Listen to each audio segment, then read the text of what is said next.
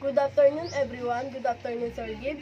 My name is Erika May Cabamongan from 11 Linguistics.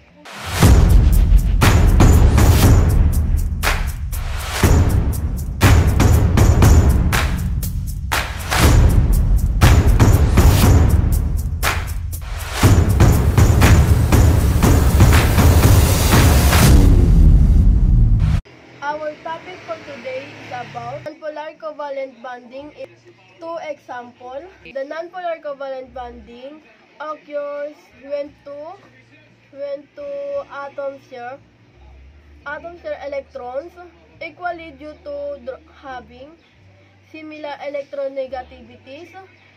In a covalent bond, atoms share pairs of electrons to achieve a stable electron configuration, typically resembling that a novel gases in nonpolar.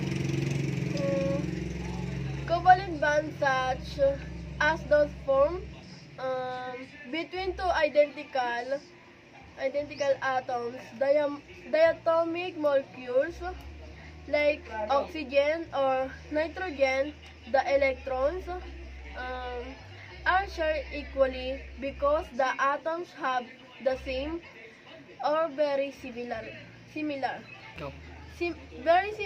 electronegativity is the tendency of an atom to attract electrons toward itself. In a chemical bond, when two atoms with similar electronegativities bond, neither atom has a significantly stronger pull on the shared electrons. As a result, the electron density is distributed equally between the atoms, leading to a nonpolar covalent bonding. A classic example of nonpolar covalent bonding is the diatomic molecule of hydrogen.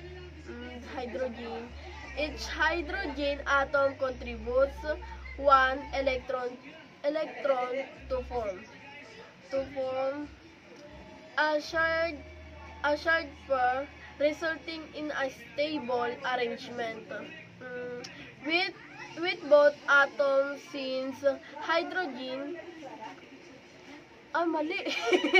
with both atoms having a full outer shell of electrons.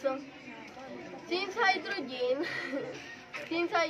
has the same electronegativity, the shared pair of electrons evenly distribute, creating a nonpolar covalent bond.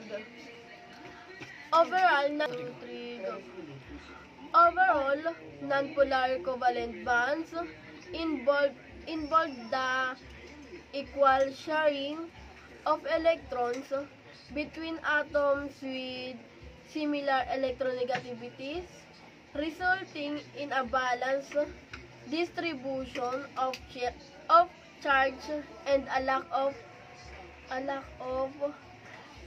polarity in the bond.